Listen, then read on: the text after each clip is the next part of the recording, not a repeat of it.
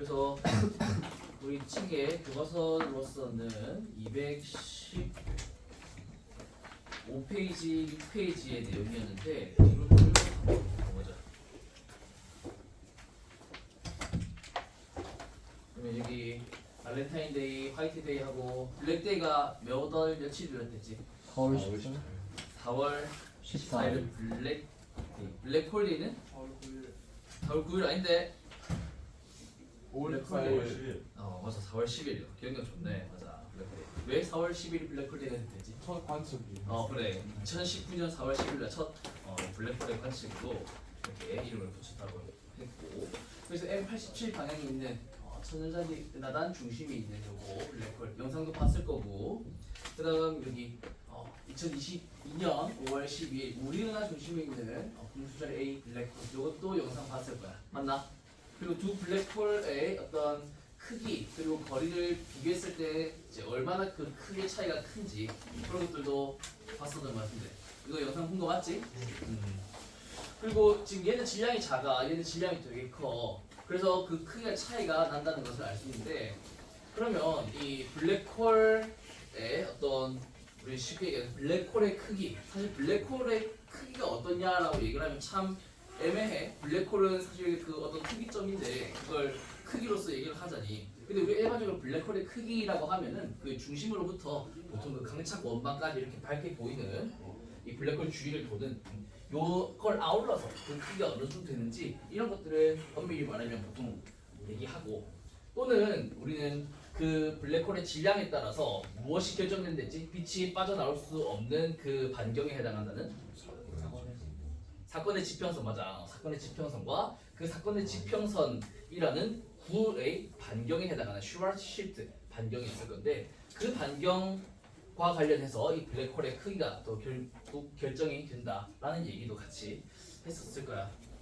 그래서 여기 보면 이제 블랙홀 시뮬레이션 영상도 있었는데 이것도 혹시 봤었나? 네. 그러면 이거 넘어가 보고 그리고 이제 이렇게 블랙홀의 어떤 이제 시뮬레이션 보면은 이렇게 두 가지 뭔가 앞 뒤로 이동하는 것도 있지만 뭔가 위아래로 도는 것 같은 그런 고리도 있고 그다음에 여기 안에 얇은 이런 고리도 있다는 설명을 같이 했었을 거야. 각각이 뭐 어디서 이렇게 우리 시선 방향으로 들어오는 빛인지 이런 것들 설명을 했었는데 선생님이 아마 우리 이번 반에서는 이 영상을 보여주지 않았던 것 같아서 혹시 이 영상 봤나? 쏘리 이 영상 봤나? 아니요. 안 봤지? 그래서 얘랑 테리 이분이 굉장히 또 잘 설명을 해주시거든. 그래서 한번 같이 보자. Say April 10th, 2019, you will probably see the first ever image of a black hole. That's when the Event Horizon Telescope will be releasing their results. And I haven't seen them yet, but I think they're going to look something like this. And I can be relatively confident because, well, it's going to look a bit like a fuzzy coffee mug stain. But if you are disappointed by this image, I think that misses the gravity of the situation. From this image, we should be able to tell whether the general theory of relativity accurately predicts what happens in the strong gravity regime, that is, what happens around a black hole. What I want to do here is understand what exactly we are seeing in this image. So here is my mock black hole of science. And this sphere represents the event horizon. That is the location from which not even light fired radially away from the black hole could be detected by an outside observer. All of the world lines end up in the center of the black hole in the singularity. Once you're inside here, there's no coming back, not even for light. The radius of the event horizon is known as the Schwarzschild radius. Now, if we were just to look at a black hole with nothing around it, we would not be able to make an image like this because, well, it would just absorb all electromagnetic radiation that falls on it. But the black hole that they're looking at, specifically the one in the center of our Milky Way galaxy, Sagittarius A star, has matter around it in an accretion disk. In this accretion disk, there is dust and gas swirling around here very chaotically. It's incredibly hot. We're talking millions of degrees, and it's going really fast, a significant fraction of the speed. 그래서 우리는 보통 이 전체를 블랙홀이다라고 얘기를 하지만 이 블랙홀은 여기 안쪽에 있는 어두운 검은색 영역을 의미한다면 할 수 있겠고, 그 다음에 보통 이 사건의 지평선에 해당하는 이 구체의 크기가 결국 슈왈츠실트 반경으로 결정이 되는데, 이게 공식이 어떻게 됐었지? 기억나나? 탈출 속도를 이제 빛의 속도에 대입을 해가지고 계산을 하게 되면 그 반경이 c 제곱분의 2gm으로 나타났을 텐데, 그치? 우리 책에도 소개가 되어 있을 거야. 그래서 이 결국 요 슈왈츠실트 반경은 질량이 크면 클수록 크다는 거야. 그렇기 때문에 질량이 큰 블랙홀일수록 더 전체 크기도 따라서 커지게 되는 걸 거고. 그런데 만약 여기 있는 중심이 회전하고 있으면, 정지해 있는 것과 이 중심이 회전하고 있는 것은 또 다른 이제 물리적 특성이 있기 때문에 또 여러 가지 차이가 있는데, 그건 And it's 설명하잖아요. this matter that the black hole feeds off and gets bigger and bigger over time. But you'll notice that the accretion disk does not extend all the way in to the event horizon. Why is that? Well, that's because there is an innermost stable circular orbit. And for matter around a non-spinning black hole, that orbit is at 3 Schwarzschild. 회전하지 않는 블랙홀의 경우라면 질량이 있는 물질은 여기서 아무리 빨리 달린다 해도 여기서 조금만 안쪽으로 들어가면은 아무리 빨리 달려도 이 안쪽으로 빨려 들어가게 된다는 거야. 그렇기 때문에 강착 원반이 시작될 수 있는 그 영역이 이 중심으로부터 슈발츠실트의 반경의 3배인 시점부터 가능하다는 거지. Radii. Now, in all likelihood, the black hole at the center of our galaxy will be spinning, but for simplicity, I'm just considering the non-spinning case. You can see my video on spinning black holes if you want to find out more about that. So this is the innermost orbit for matter going around the black hole. If it goes inside this orbit, it very quickly goes into the center of the black hole and we never hear from it again. But there is something that can orbit closer to the black hole, and that is light. Because light has no mass, it can actually orbit at 1.5 Schwarzschild radii. Now here I'm representing it with a ring, but really this could be in any orientation. So it's a sphere of photon orbits. And if you were standing there, of course you could never go there, but if you could look forward and actually see the back of your head, because the photons could go around and complete. 머리 뒤로 나간 빛이 블랙홀 한 바퀴를 돌아서 내 눈으로 들어온다는 거야. 들어올 수 있다는 거야. 앞에 보는 내 뒤로 That. 보여. Orbit. Now the photon sphere is an unstable orbit, meaning eventually either the photons have to spiral into the singularity or spiral out and head off to infinity. 여기서 조금만 안쪽으로 들어가거나 조금만 안쪽으로 바깥으로 나가버리게 된다면 이 사건의 지평선 안으로 빨려 들어가든지 아니면 바깥 우주 공간으로 이렇게 타원형을 그리면서 결국 날아갈 수 있게 되더란 말이야. 그래서 요 영역은 광자가 더욱 이제 좀 돌 수 있는 그런 영역이 되는 거고. Now the question I want to answer is, what does this black quote-unquote shadow in the image correspond to in this picture of what's actually going on around the black hole? Is it the event horizon? Are we simply looking at this? Or is it the photon sphere or the innermost stable circular orbit? Well, things are complicated. And the reason is this black hole warps space-time around it, which changes the path of light rays. So they don't just go in straight lines like we normally imagine that they do. I mean, they are going in straight lines, but space-time's curved, so yeah, they go in curves. So the best way to think of this is maybe to imagine parallel light rays coming in from the observer and striking this geometry here. Of course, if the parallel light rays cross the event horizon, we'll never see them again, so they're gone. That will definitely... 당연히 사건의 지평선 반경에 해당하는 여기로 Maybe a 빛이 dark region? 쏘여진다면 당연히 요 안으로 빨려 들어가 있고, 그럼 어느 정도 멀리 쏴야 여기에 겨우 안 빨려 들어갈 수 있을까? But if a light ray comes in just above the event horizon, it too will get bent and end up crossing the event horizon. It ends up in the black hole.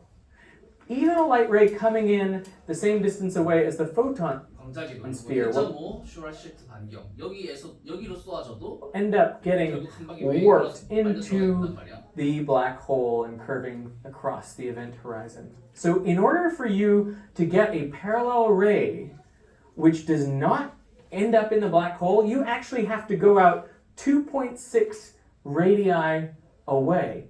If a light ray comes in 2.6 Schwarzschild radii away, it will just graze the photon sphere at its closest approach. 여기 광자가 돌 수 있는 이제 가장 안쪽의 영역, 그 영역을 겨우 통과하면서 이쪽에 머무를 수도 있고, 아니면 뭐 또 아슬아슬하게 안쪽으로 빨려 들어갈 수도 있고, 아니면 또 아슬아슬하게 바깥으로 이렇게 나올 수도 있고, 다양한 가능성이 있지만 그것이 되려면 딱 2.6 슈라실트 반경쯤으로 이제 빛이 입사될 때 그때 이제 이런 모션이 가능하다는 거지. And then it will go off to infinity. And so the resulting 이 말을 역으로 하게 된다면 결국 어떠한 빛이 이 블랙홀 중심 주위를 이렇게 1.5 슈라실트 주위를 돌아서 2.6 슈라실트까지 나올 수도 있다는 거야. 이걸 역으로 생각을 하면 그 이해에 도움이 될 거야. shadow that we get looks like this. 그래서 It 이만큼이 is 블랙홀 2.6 그림자라는 거야. times bigger than the event horizon. You say, what are we really looking at here? What is this shadow? Well, in the center of it is the event horizon. It maps pretty cleanly onto the center of this shadow. 이 전체가 블랙홀 그림자라고 해. 2.6 슈라실트 반경에 해당하는 이 영역을 블랙홀 그림자라고 하고, 거기 안쪽에는 당연히 이 사건의 지평선 영역이 있을 거고, 엄밀히 말하면 이 뒤에 있는 면적, 여기 있는 면적은 사건의 지평선 뒤쪽에서 이렇게 퍼지는 그런 영역이라고 보면 될 것 같아. 그림으로 소개를 But if you think about it, light rays going above or below also end up crossing the event horizon just on the back side. So in fact what we get is the whole back side of the event horizon mapped onto a ring on this shadow. So looking from our one point in space at the black hole, we actually get to 자, see 이거 봐봐. 이게 사건의 지평선이야. 근데 우리가 이 블랙홀 그림자를 본다는 것은 사건의 이 굴을 이렇게 까 뒤집는 거야. 뒤에서 이렇게 귤 껍질 까듯이 쭉 뒤로 이렇게 까는 거야. 이만큼 이렇게. 그만큼이 블랙홀 그림자 영역에 해당하는. the entirety of the black hole's event horizon. I mean, maybe it's silly to talk about seeing it because it's completely black. But that really is where the points would map to on this shadow.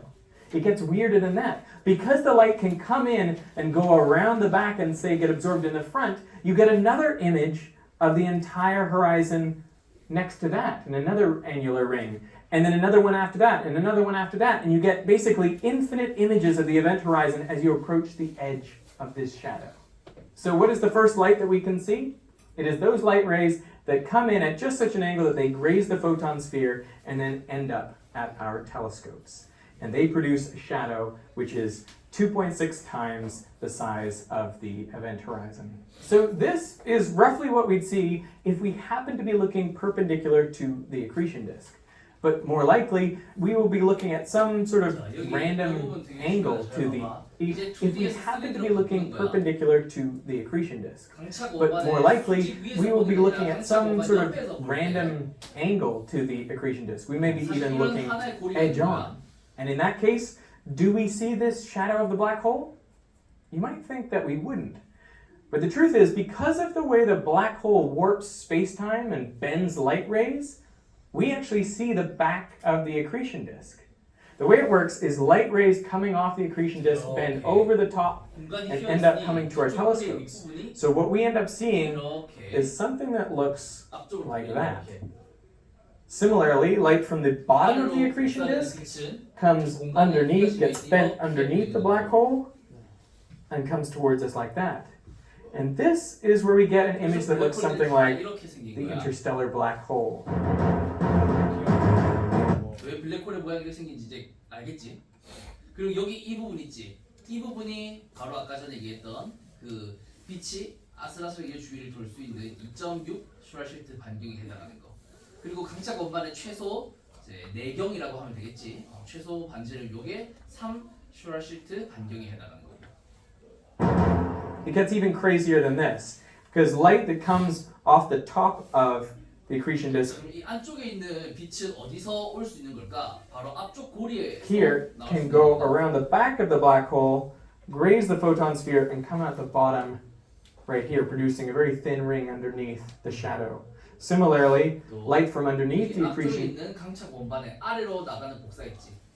이 복사가 블랙홀 뒤로 한 바퀴 뺑 돌아서 이렇게 앞쪽으로 슉 우리 시선 방향으로 disk in the 나오니까 front can go underneath 블랙홀 돌아서 and around the back and come out over the top, which is why we see 그래서 this ring of light. 그래서 이 수많은 광자들 중에 딱 여기에서 광자를 겨우 포획할 수 있다 해서 이 영역, 이 반지름을 광자 포획 반지름이라고 해. 뭐라고 한다고? 광자 포획 반지름. Here. This is what we could see if we were very close to the black hole. Something that looks truly spectacular. One other really important effect to consider is that the matter in this accretion disk is going very fast. 굉장히 질량이 커서 여기 있는 물질들이 굉장히 빠르게 돌아야 그 궤도에 놓여 있을 수 있어. 빛의 속도에 견줄 만큼. 그런 경우에 너희들 도플러 효과 중에 그 V가 이제 0. 몇 C에 해당할 만큼 굉장히 빠르다면 어떤 도플러 효과를 고려해야 된다고 배웠어? 물리 시간에서 상대론적 도플러 효과를 생각해 볼 필요가 있다는 거. 그래서 그런 효과들이 여기서 나타나기 때문에 블랙홀의 한쪽이 밝고 한쪽이 Close to the speed of light. And so if it's coming towards us, it's going to look much brighter than if it's going away. That's called relativistic beaming or Doppler beaming. And so one side of this 그런 accretion 식으로 엄청 한쪽은 밝게 한쪽은 어둡게 disk is going to look much brighter than the other. And that's why we're going to see a bright spot in our image. So hopefully this gives you an idea of what we're really 자, 그리고 설명이 거의 뭐 9분, 10분 정도였는데 너희가 이 블랙홀의 이제 외형과 어떤 구조의 이해에 좀 도움이 됐길 바라고 그래서 혹시 요거 관련된 좀 한글로 된 자료가 없을까 해서 찾아보니까 이런 자료 누가 그려놓은 게 있더라고 어디 블로그에 그래서 가지고 와봤는데 여기 가운데 여기가 이제 블랙홀이라고 하면 될 거고 그 다음에 요게 1 슈바라츠 실트 반경 그 다음에 요 반지름을 구체로 하는 것을 우리는 사건의 지평선이라고 얘기를 하고 이런 화살표 쭉 있지 그 다음 여기 검은색으로 칠해진 요 부분이 바로 블랙홀 그림자 블랙홀 그림자 크기가 되고 그 크기가 곧 2.6 슈바라츠실트 반경이 되겠다 그리고 여기 있을 요거를 반지름 이 반지름이 광자포의 반지름이라고 얘기를 한다 그리고 요 바깥에 3 슈바라츠실트 반경에 해당하는 요 영역이 바로 강착 원반에서 최소 원궤도의 위치라고 봐주면 되겠어. 여기서부터 바깥으로는 이제 또 많은 다양한 강착 원반들이 있고 그 강착 원반들은 또 차등 그 회전을 하고 있게 되겠지. 그래서 여기 영상 요런 영상을 보면은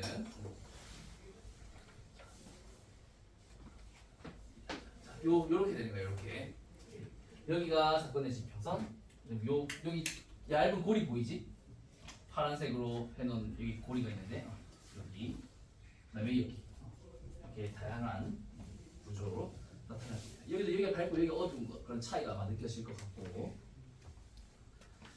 그리고 여기 요것도 쌤이 그 자료에 넣어놓을 텐데 여기 도플러 비밍 그다음에 accretion disk 강착 원반 그다음에 이제 아래쪽 고리 또 위쪽 고리 어떻게 되는지 그다음에 여기 퍼턴 링 광자 포획 반지름 여기 있는 거랑 여러 가지 블랙홀 그림자 이런 것들 구조가 소개되어 있어. 이건 나사에서 만든 자료거든. 그래서 이것도 같이 강의 자료에 넣어놓을게. 링크도 걸어놓을게. 한번 들여다봐봐.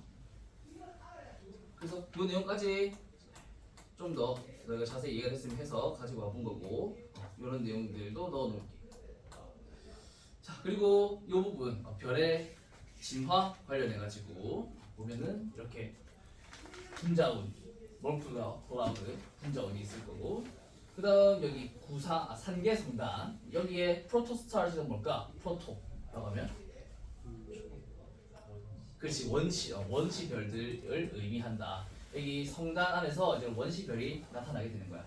여기서 만약 그 원시별이 결국 수축해가지고 어떤 중심의 에너지를 높일 수 있을 텐데 질량에 따라 다르게 진화한다는 건 너희가 기본적으로 알고 있을 거라 질량이 근데 너무 작아서 즉 태양의 8%보다 작아서 중력 수축에 의한 그 에너지가 1000만 켈빈 이상의 온도를 만들지 못하면 중심에서는 결국 수색 유도 반응을 못하는 어떤 별이 만들어진다?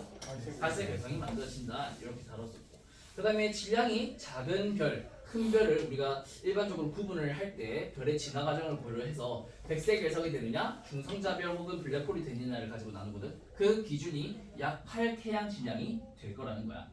그리고 이 8태양 질량보다 작은 그런 질량을 가지는 별은 결국 적색 거성이 될 거고, 이때 이제 요 내용들, 요런 내용들이 이제 너희가 앞서 배웠던 것과 이제 다른 거지. 아니면 이제 요약 정리된 거지. 우리 이번 시간에서 배운 것들이 정리가 된 거지. 적색 거성에서 이렇게 만약 그 주위에 있는 백색 외성과 어떤 쌍성을 이루게 된다면 이 적색 거성의 바깥에 있는 부분이 이 백색 외성에 의해서 잡아먹히게 된다. 그러면서 백색 외성의 질량이 증가하게 될 텐데, 그 백색 외성이 질량이 엄청 많이, 이 적색 거성의 물질을 엄청 많이 잡아먹어서, 참고로 여기 있는 백색 외성의 동반성은 반드시 적색 거성이어야만 하는 건 아니야. 적색 초거성이 될 수도 있고 주계열성이 될 수도 있어. 같이 그 쌍성을 이루는 그 다른 동반성이. 어쨌든 여기서 물질을 막 잡아먹었는데 만약 찬자색 한계 질량을 넘어가게 되면 어떤 방식으로 진화를 한다? 초신성 폭발을 해버린다. 그런 유형을, 어떤 유형의 초신성을 했어?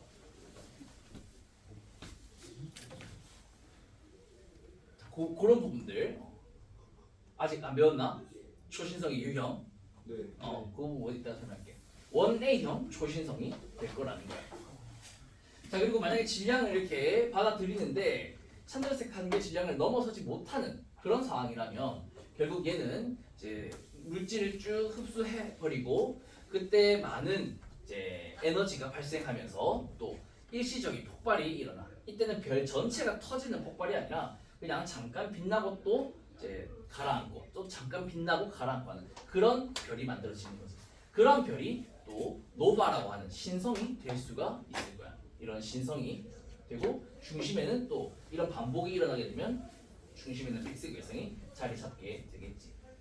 그렇게 쌍성계로 갈 수도 있지만 그냥 얘가 쭉 혼자서 알아서 쭉 지나면 계속되는 열백동 때문에 바깥으로 이제 수소와 헬륨을 날려보는, 그리고 바깥에 행성상 소원이 보이게 될 거고 중심에 또 백색 외성이 남게 되겠어.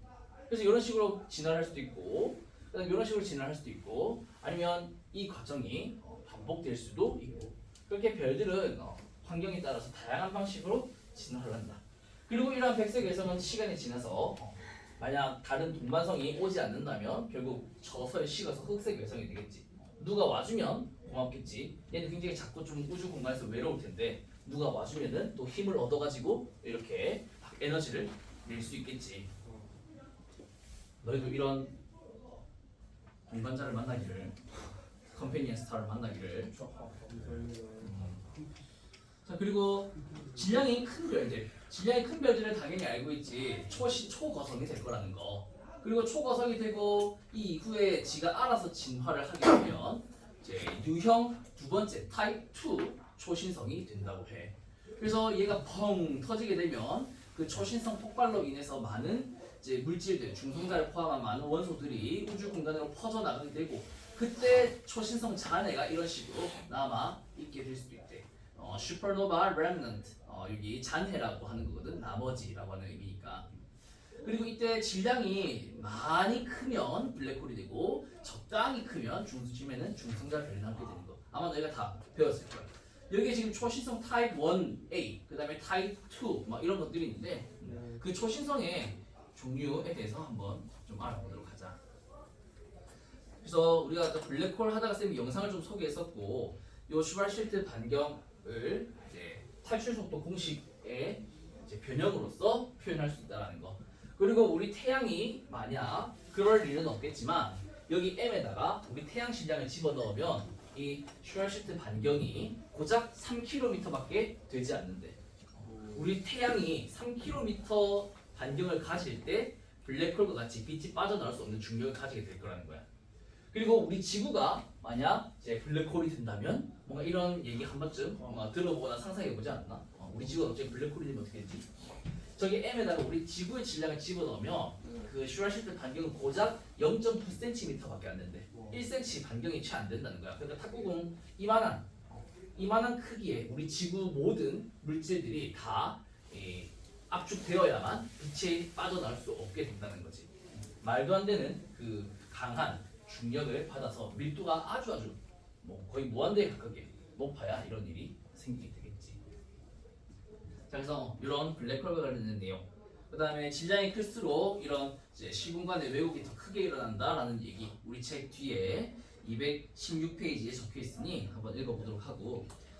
그러면서 우리 216페이지에 그 초신성과 관련된 내용들이 나와 있거든. 별의 마지막 단계로서 블랙홀 이렇게 하면서 또 초신성에 대해서 설명을 해. 왜냐면 블랙홀이 생기기 위해서는 그 질량이 큰 별이 결국 어떤 폭발과 같은 진화 과정이 필수적으로 같이 있어야 된단 말이야. 그렇게 같은 폭발로 인해서 터져버리고 그 다음에 중심은 그 강한 중력에 의해서 남아있게 되는데 그래서 중성자별이나 블랙홀이 남아있는 거야. 그래서 자연스럽게 초신성이 나오는 거야. 그래서 초신성은 그들의 광도 곡선, 이 광도 곡선이라는 것은 시간에 따른 밝기의 변화를 이제 커브로 나타낸 걸 광도 곡선이라고 해. 그래서 이걸 근거로 해가지고 1 그리고 2로 분류를 하게 된대. 그리고 또 얘기를 하면 그 스펙트럼상의 특징을 가지고 1, 2로 구분을 할 수도 있어. 자, 그래서 이렇게 1, 2로 구분이 되어 있는데 이 타입 1의 특징은 확 밝아졌다가 이 밝기가 이렇게 쭉 떨어지고 이런 변화를 나타내는데. 근데 여기 보니까 지수적으로 광도가 줄어든 거 같지? 얘가 지금 지수적으로 광도가 줄어드는 것처럼 보이나? 아닌 것 같지. 근데 맞는 이유가 Y축이 지금 밝기야 아니면 등급이야? 등급이지. 그 등급과 밝기는 어떤 관계야? 지수 로그 관계다 얘가. 그러니까 이렇게 나타내는 거지. 왜냐면 우리 밝기와 그 m 빼기 m이 2.5 로그 플럭스 분의 플럭스잖아. 이렇게 나타냈잖아. 그렇기 때문에 지수 함수적인 그런 관계를 가진다. 그래서 이렇게 쭉 보면 울퉁불퉁하지만 거의 직선처럼 보이지. 하지만 y축이 등급이기 때문에 이러한 밝기 변화는 이렇게 지수적으로 강도가 줄어든다라고 얘기할 수 있겠어. 하지만 타입 2는 이렇게 좀 불규칙해. 좀 떨어지다가 조금 이렇게 일정하다 다시 떨어지고 그런 이제 밝기 변화의 차이가 보이더라. 그 차이가 왜 나타나는지에 대해서는 너무 좀 설명이 길어지기 때문에 따로 그 이유를 묻지는 않을게. 근데 1과 2에 그럼 어떤 좀 차이가 있는지는 한번 알아보자는 거지. 이 타입 1 초신성은 늙고 질량이 작은 그런 별들에 의해 생겨난다고 하고 타입 2 초신성은 젊고 질량이 큰 그런 별들에 의해서 생겨난다고 해.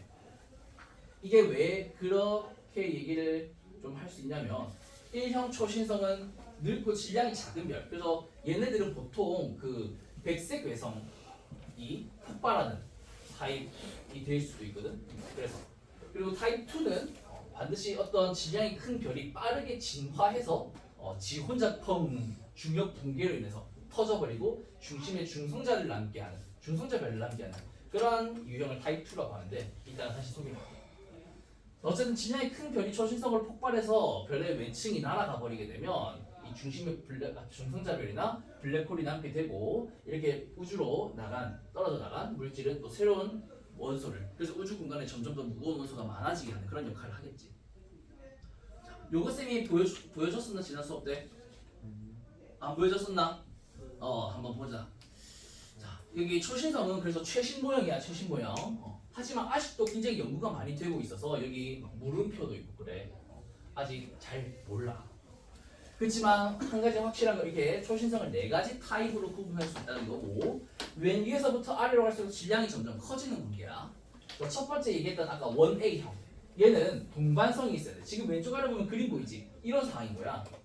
이런 짤을 요즘 찾는 게 재밌는데 이 백색 외성이나 어떤 중성자별이 이 주위에 있는 주계성 혹은 적색거성 혹은 적색초거성 바깥에 있는 수소를 이렇게 잡아먹어. 일로 와 해가지고 그래서 점점 질량을 키워 나가다가 아까 얘기했지만 이 천자색 극의 질량 도달하게 되면 백색 외성이 중력 붕괴를 해버리는 거지. 근데 이때의 크기가 얘는 사실 너무 작은데 갑자기 이런 폭발적인 에너지가 생기니까 갑자기 이 별 전체가 터져버려. 그래서 중심에 뭐가 있다 없다? 없어요. 잔해가 없대. 그리고 이런 이제 유형의 초신성이 되려면 결국 중심에는 백색 외성이 있어야 되거든. 백색 외성인데 백색 외성이 있어야 하기 때문에 그 질량은 팔태양 질량보다 작아야 한대. 그래야 이 초신성 1A와 같은 진화가 일어날 수 있대. 그리고 스펙트럼선, 분광선상의 특징으로는 이러한 초신성은 수소선이 없지만 규소선은 있대. 수소선이 없는 이유는 이미 이 백색 외성이라고 하는 것은 중심에 탄소, 산소로 이루어진 CO 핵이나 CO 아니면 O, N, Mg 이렇게 이루어진 백색 외성이 있을 거란 말이야. 이 둘 중에 뭔가 하나인 그런 물론 헬륨 핵일 수도 있을까? 얘는 중력이 별로 안 커서 모르겠어. 아무튼 이런 백색 외성이 뭔가 진화를 이뤄내야 되는데 이미 이 바깥에 있는 수소 같은 거는 우주 공간으로 날려보내기 때문에 수소선은 보이지 않는다. 하지만 규소선은 존재한다. 굉장히 이 참전생 한계 질량에 도달했다라는 말은 이제 빠르게 철까지 만들어낼 수 있다는 거거든. 그렇기 때문에 이 규소선이 좀 드러난다라고 얘기를 할 수 있어. 자, 그 다음에 이제 질량이 조금 더 큰 별을 얘기해 볼 거야. 중심의 중성자별이 잔해로서 남는 것들. 자, 이 초신성 2형은 너무 쉬워. 우리가 그냥 기존에 알고 있던 그런 별들인 거야. 그냥 질량이 큰 별이 적색 초고성이 되고 중심에 철까지 만들어서 결국 중력 붕괴를 해가지고 펑 터져버리는 거. 이때 별의 질량은 이런 조건이어야 돼. 중심에 블랙홀을 만들면 안 되거든. 그래서 이 별의 질량은 8태양 질량보다 크고 25태양 질량보다 작아야 하는 조건이야. 이 타입 2형은. 근데 이 말이 결국 어떤 의미냐? 바로 연결이 돼. 이렇게 표현한 거는 별의 초기 질량을 의미하는 거더라. 별의 초기 질량. 그리고 진화를 하게 되면 이제 열맥동과 같은 그런 이유로 많은 물질들을 우주 공간으로 날려버리고 결국 이런 표현을 썼었지. 핵의 질량이 몇이냐? 이게 1.4태양 질량이 된대. 초기 질량이 8태양 질량의 별은 진화를 다 하고 나면 그 핵이 남아있는 게 1.4태양 질량 정도가 된다는 거야. 이게 1대1 대응이 되는 거다. 기억해도. 자, 그 다음에 25태양 질량이라는 초기 질량을 가진 별은 나중에 진화를 하게 되면 약 3태양 질량만큼을 중심에 남길 수 있다는 거야. 그러니 이 질량을 우리는 찬드라세크 한계 질량이라고 하고, 즉 백색 외성이 될 것이냐 아니면 그 전자의 축투압보다 더 센 중력으로서 이제 붕괴시켜 버려 가지고 중성자별이 될 것이냐 하는 그 한계 질량을 요거로 얘기하지. 그 다음에 혹시 이 한계 질량에 대해서 이름을 얘기한 적 있나? 톨먼, 오펜하이머, 볼쿠브 한계 질량이라고 하거든. 그 세 학자들이 이 중심에 핵의 질량이 딱 요 정도가 되면은 이 별이 중성자의 축퇴압으로 중력을 버틸 수 있는 중성자별이 될 것인지, 아니면 중성자의 축퇴압으로도 강한 중력을 버티지 못해서 특이점으로 빨려 들어가는 블랙홀이 될 것인지, 그 경계가 바로 이 값이라는 것을 연구했대. 그래서 톨먼, 오펜하이머, 볼쿠브 한계 질량이라고 한대. 그래서 딱 요 정도, 요 사이에 있으면 이 별은 중성자별이 될 거라는 거잖아. 그래서 이렇게 표현을 해놓은 거야. 타입 2 유형의 질량이 왜 이렇게 되는지. 그리고 철핵이 중력 붕괴해가지고 이렇게 폭발해버리는 거지. 그게 우리 메시의 천체의 넘버 1에 해당하는 개성운. 얘가 타입 2형의 초신성이 폭발하고 남은 이 잔해들이 아직 우주 공간에 서서히 퍼지고 있는 거야. 그래서 이렇게 되는 거고. 자, 그럼 질량이 더 큰, 그래서 중심에 블랙홀을 남기는 별도 당연히 있겠지. 그러한 별은 초기 질량이 당연히 타입 2보다 더 커야 될 거야. 그래서 25보다 더 커야 된다라고 얘기를 하고 있는 거지. 근데 물음표인 이유는 아직 이 연구가 계속 진행이 되고 있어서 그래. 아까에서는 25 대신에 뭘 썼는지 혹시 기억나? 40이라고 적혀 있었거든. 아까 영어로 된 그 별의 진화 과정 이렇게 쭉 그림이 있었잖아, 도표로. 거기엔 40이라고 적혀 있었어. 아무튼 이렇게 별의 질량이 여기 뭐 25태양 질량보다 크다고 되어 있는데, 만약 그런 상황이 된다면 얘는 이제 철의 핵이 중력 붕괴하고 그 다음에 강한 항성풍으로 이미 별 바깥에 있는 수소 껍질 부분이 손실되어 있을 거야. 그리고 이러한 별은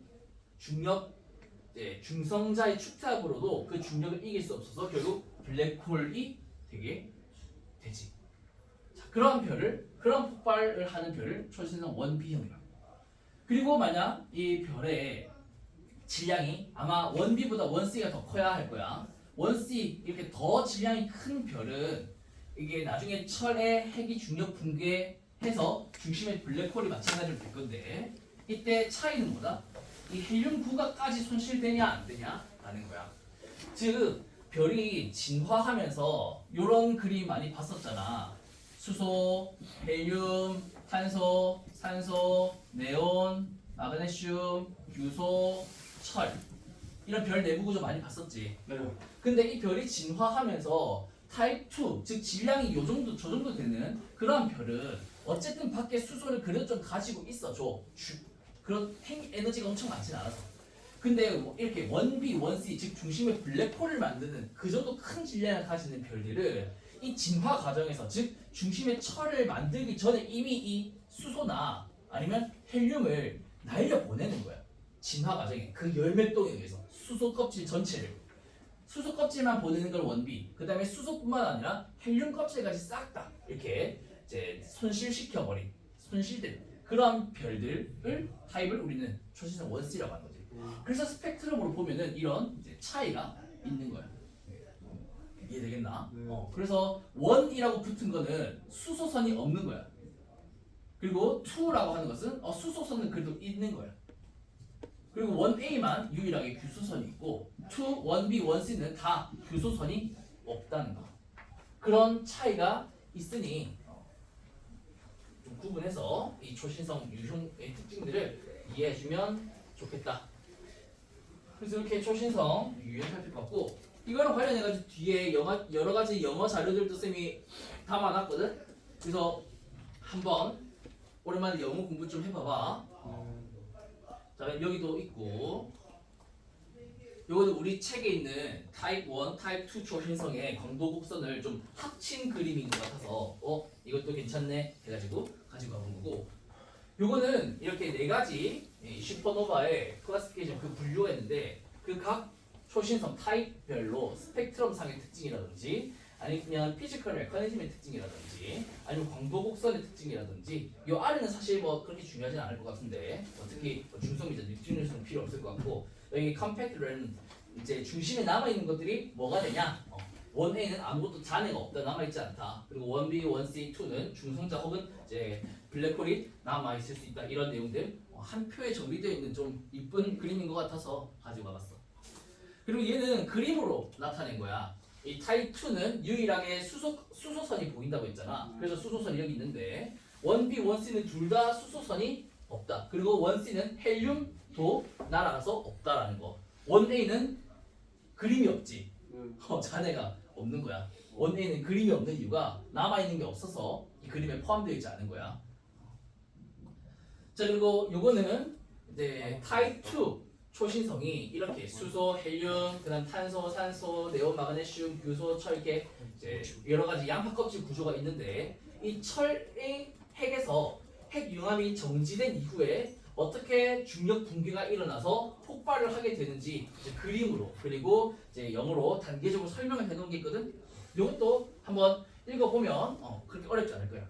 그리고 이러한 과정에서 수많은 양의 중성자들이 또 우주 공간으로 나오는데 그 속도가 빠르고 굉장히 빠른 방식으로 더 철보다 무거운 원소를 만들 수 있기 때문에 그러한 과정을 우리가 뭐라고 한다 했지?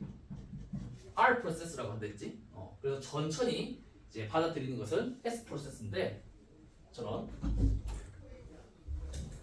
초신성 폭발에 의해서 중성자를 받아 포획하고 그 다음에 더 음의 베타 붕괴로 더 무거운 이제 원소를 만드는 것을 R 프로세스 과정이라고 했어요.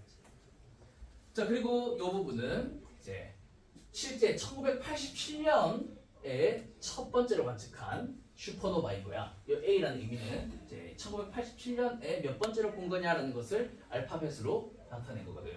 그래서 여기는 뭐 다른 별들에 비해서 큰 변화 없어. 오히려 얘보다 크기는 좀 작은 것 같아. 근데 이 얘네가 이제 지 스스로 혼자 진화해가지고 얘는 타입 2 초신성이거든. 그래서 얘가 지하라서 철까지 만들고 이렇게 붕 터져버린 거야. 그래서 굉장히 천구상에 우주상에 엄청나게 밝은 그런 이제 모습이 확인이 되지. 그 밝기가 큰 차이가 날 거다. 얘가 어디에서 발견됐냐? The Large Magellanic Cloud. 마글렐란이네. 거대 마젤란 운. 거대 마젤란 여기에서 1987년 2월에 본 타입 2 초신성입니다. 자, 그래서 이렇게 블랙홀 그리고 블랙홀을 얘기하기 위해서 또 그 직전의 단계인 초신성 관련된 내용들 이렇게 한번 살펴보면서 우리 215, 216페이지까지 한번 이제 정리해봤다고 할 수 있겠고 다음 시간에는 217페이지 변광성 이 부분부터 이어서 남은 내용들 수업하도록 할게요. 수고했다.